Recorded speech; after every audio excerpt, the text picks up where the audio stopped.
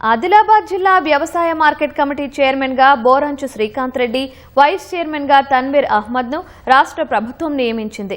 14 మందితో కూడిన పాలకవర్గాన్ని ఖరారు చేసింది.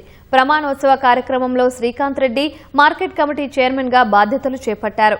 ఆయనకు అధికారులు, కాంగ్రెస్ నాయకులు పుష్పగుచ్చాలు అందించి అభినందనలు తెలిపారు.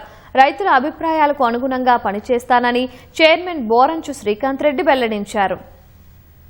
కాంగ్రెస్ పార్టీ కార్యకర్త నుంచి DCC general secretary, Kisan Congress state general సెక్రటరీగా పదవులు ఇచ్చి ఇప్పుడు నాపై నమ్మకంతో వ్యవసాయ శాఖ చైర్మన్ గా పదవి అప్పగించిన, నా మీద నమ్మకం పెట్టి ఇచ్చిన మా ప్రియతమ ముఖ్యమంత్రి రేవంత్ అన్న గారికి, నా కాంగ్రెస్ కుటుంబ సభ్యులందరికీ హృదయపూర్వక ధన్యవాదాలు తెలియజేస్తున్నాను. నేను ఒక రైతు బిడ్డగా తగిన న్యాయం చేస్తానని కూడా చెప్పడం జరుగుతుంది. రానున్న రోజుల్లో అందరూ రైతులను సమన్వయం చేసుకుని వారి సూచనల మేరకు నేను పాలన సాగిస్తానని చెప్పడం కూడా జరుగుతుంది.